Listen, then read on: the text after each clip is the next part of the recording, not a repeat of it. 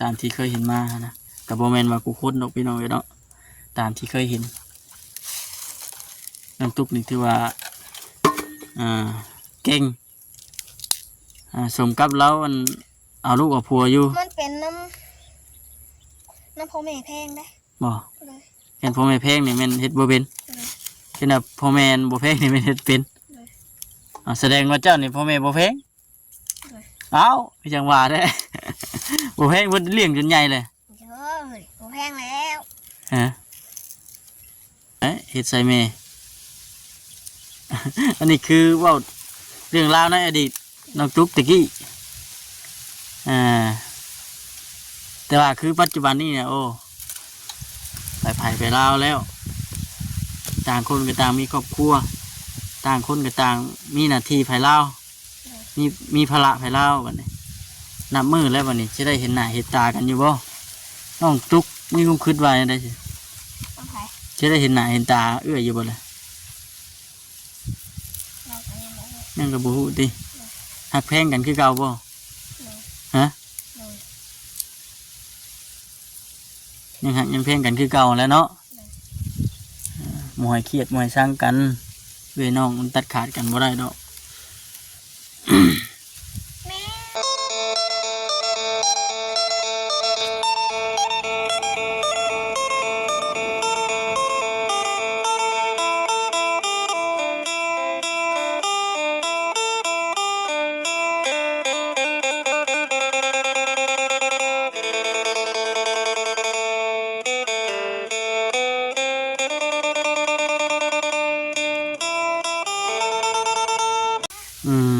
เห็นว่าเพิ่นตอบว่าบ่มีระยะที่บ่ได้ซูซีบ่ได้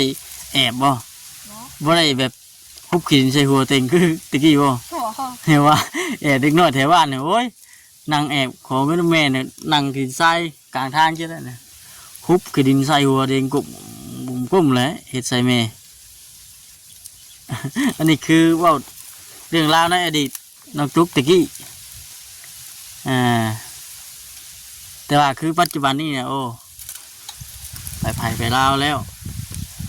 ต่างคนก็ต่างมีครอบครัวต่างคนก็ต่างมีหน้าที่ไผ่ลาวมีภาระไผ่ลาวกันนี่นับมือแล้ววันนี้จะได้เห็นหน้าเห็นตากันอยู่บ่น้องตุ๊กมีความคิดว่าได้สิจะได้เห็นหน้าเห็นตาเอื้ออยู่บ่เลยนั่นก็บ่ฮู้ติหักแพงกันคือเก่าบ่ฮะยังหักยังแพงกันคือเก่าแล้วเนาะ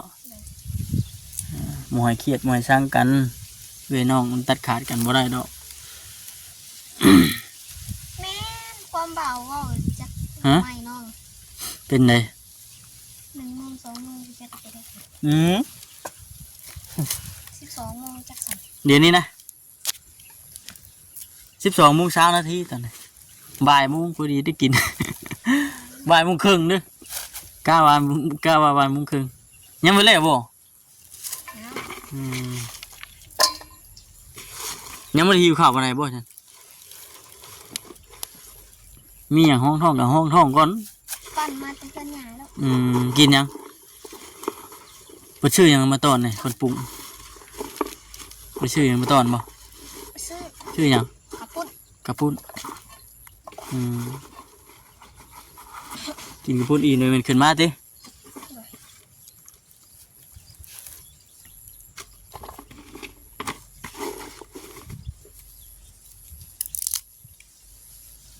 เพื่อแล้วบัดนี้บัด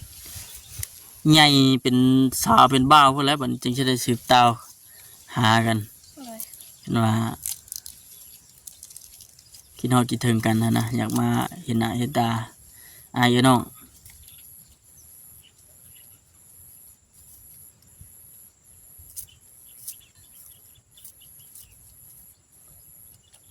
บุญได้เมื่อคืน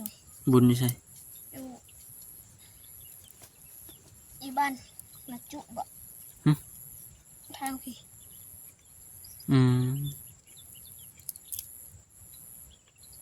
เจ้าก็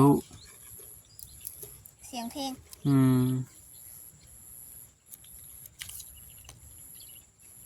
1 โมง 1 โมงเพิ่นก็ปิดตู้ บ่จะนอนพังจนฮอด1 โมงพุ่น ใครล่ะสินอนทาง เจ้าก็ฮู้ว่า1 โมงคนปิดตู้จ้ะ มาถ่ายเลย บ่กลางค่ำกลางคืนมาเป็นไงน้องตุ๊กบ่ได้เป็นตาย่านบ่แท้นี้เป็นไดชุกสิมืดคือแท้ เป็นตาย่านนั่นแหละ บ่เพิ่นบอกอยู่ระว่าบอกอยู่ว่า หาพื้นหาไผหาพื้นน่ะมันฟ้าไว้ก็ชุมใส่บัดนี้พื้นใหญ่ซำกระถางนี่ สิแก่ขึ้นมามื้อนี้แล้ว สมมุติว่ามามื้อหน้าบ่เห็นอีกเด้บัดนี้ โหน้องตุ๊ก เพิ่นมาค้ำ มาค่ำเลยบ่ได้แก้ติเออนี่ไม้สำหรับของละหัวนี่มาถุ่มสิกัน มันปลอดภัยกลางค่ำกลางคืนถ้านอนแล้วมันมีภัยลุกพะหยังน่ะก็ใครแน่อุ่นแน่ เพิ่นนั่นได้เมื่อวานนี่ หึ เพิ่นแปลงทาง แปลงทางนี่บ่นั่นแหละบาดจังหวะมาบัดนี้โอ้บ้านทางไปบ้านน้องตุ๊กนี่โอ้คักกะลี 2 คันเมื่อวานนี่ อืม ขี่รถโคแล้วก็รถแกดิน อืม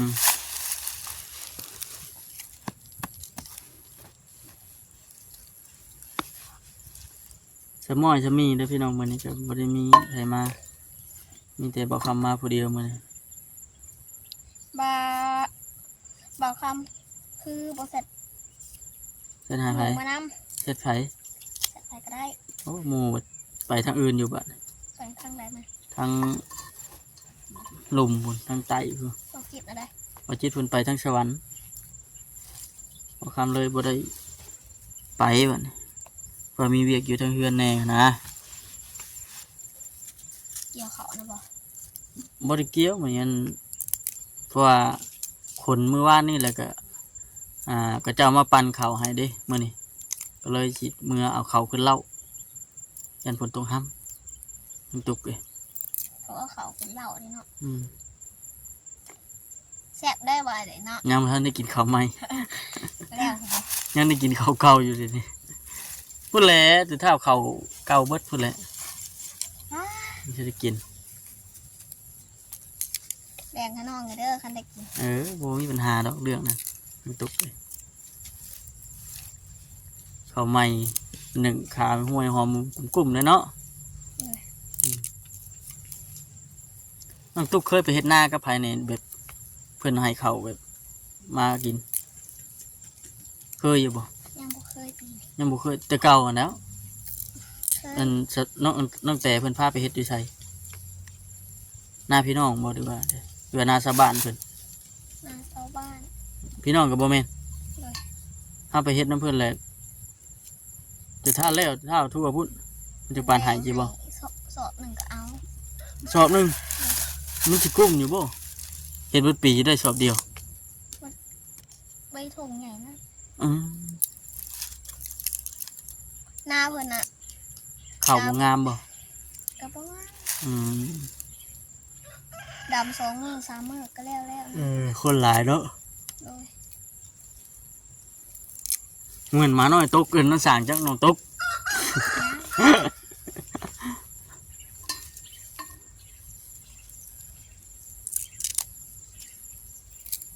บ่ไว้เถิดปอกไม้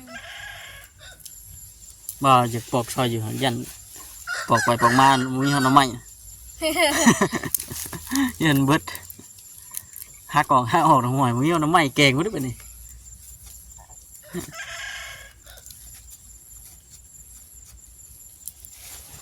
น้องตุ๊กอัน FC มันคนวิ่งเข้ามาอยู่โอ้น้องตุ๊กเดี๋ยวบ่ฮอดดอก16 ปีนี่14 ปีน้องตุ๊ก ตั้งแต่เสร็จแล้ อื ว มบ้าก็กะว่า14 ปีคือกันเนาะ เลย กะอันนี้คือเราเดาสิเด้อพี่น้องเนาะหาน้องเพิ่นว่านี่อยู่ในประมาณ16 ปี หาพื้นอีกได้หน่อย มื้อนี้บ่ เอาไว้เออ หาพื้นหารัวอีกท่านบ่มีแล้วติ เลย อืม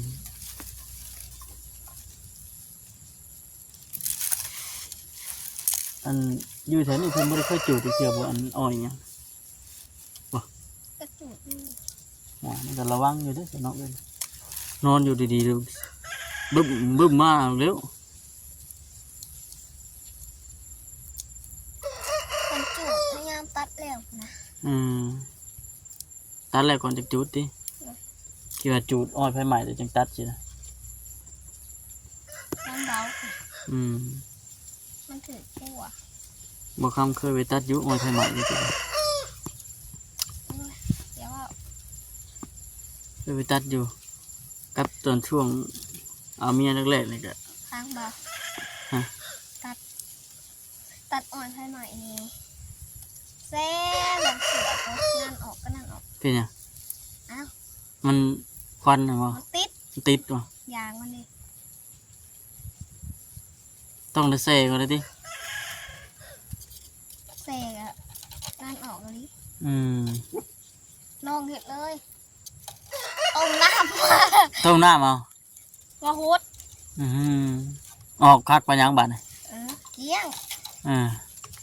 ว่ะมันบาดไว้เหรอ อยู่บ่บัดนี้ติ บาวได้ปะ ฮะ บาวได้ปะ ก็เปื้อนอยู่นั่นแหล้วเนาะอ้อยไผใหม่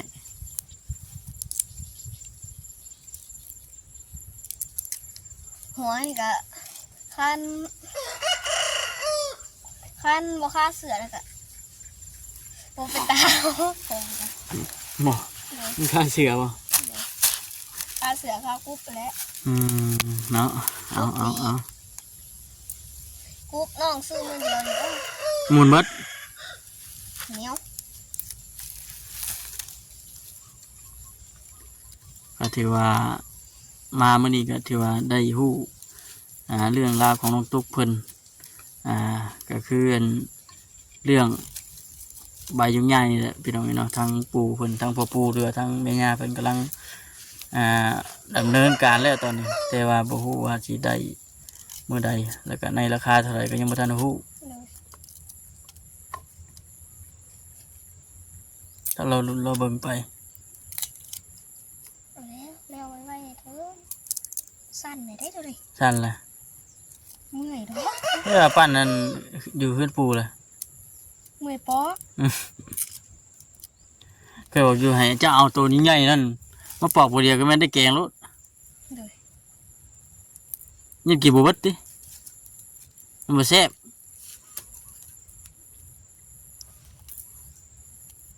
ยามปัดเนี่ยยามปัดนั่นก็สิเสียงปักกิน ว่ามันก็เป็นไม้แล้วเนาะอย่าเหี่ยวเพิ่นแล้วบัดนี้ ตัวเป็นง่ายเด้ บ่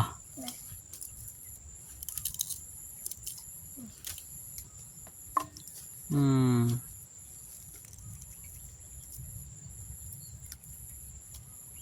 แกงแล้วก็แบ่งปันกันกินกับป้าว่าซั่นเพิ่นเนาะแต่หม้อยที่ได้อันอยู่กันสองคนก็บ่ได้ไปดินไปหยังนํกันใช่บ่ กระดิ่ง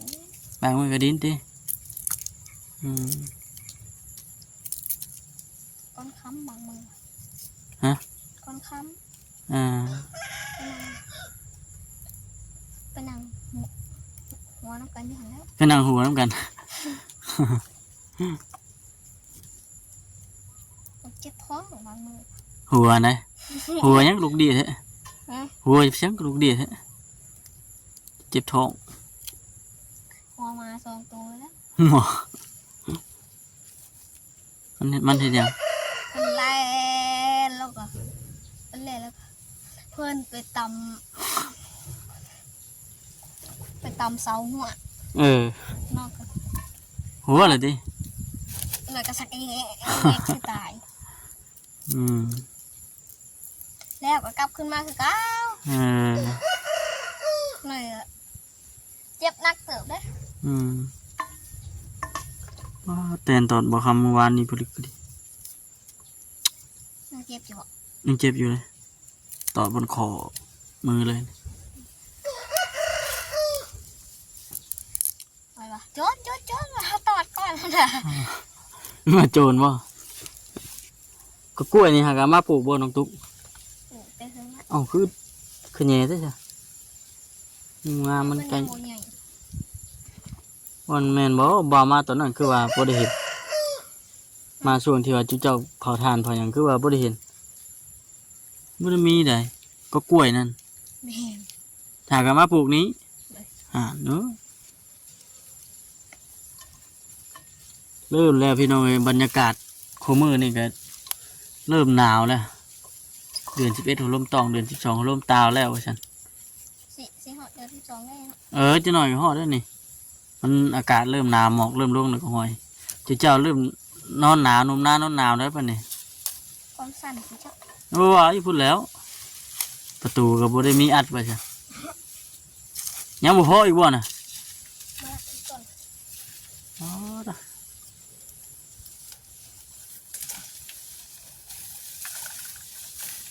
เครื่องครบอยู่บ่น้องตุ๊ก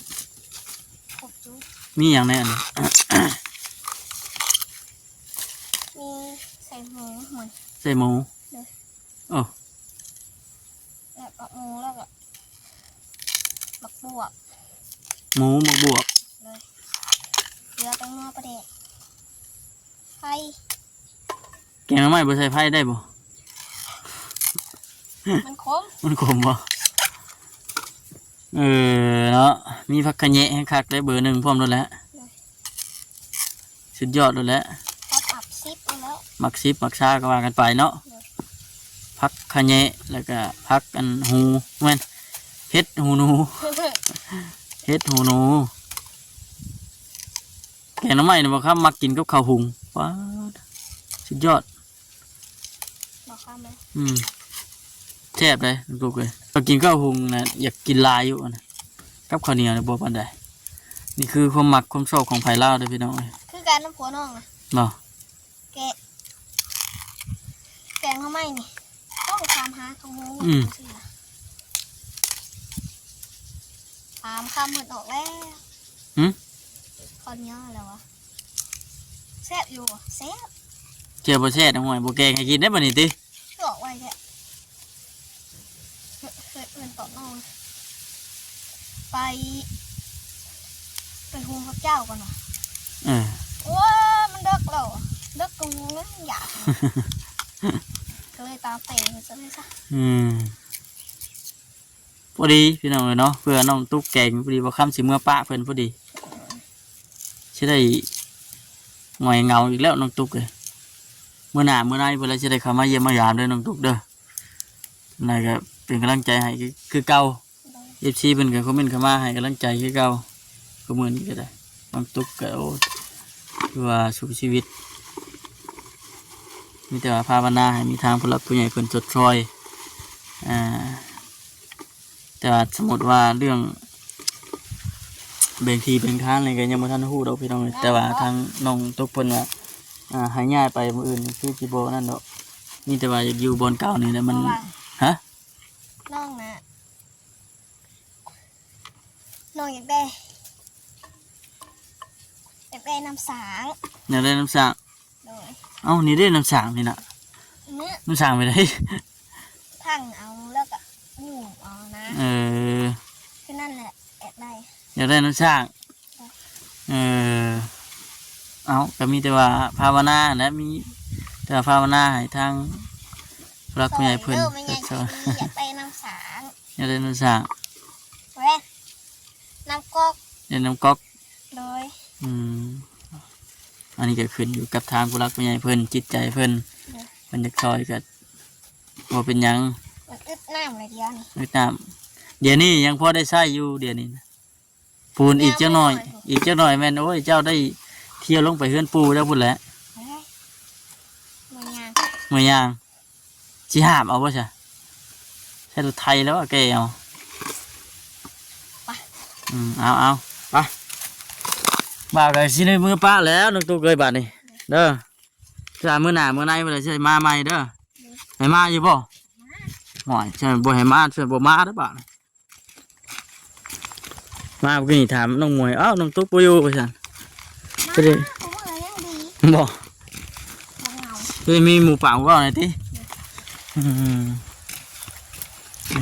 มืดฝนมาแล้วบ่เข้ากับผ้าเมื่อเอาเขาก่อนพี่น้องไอ้น้องบัดนี้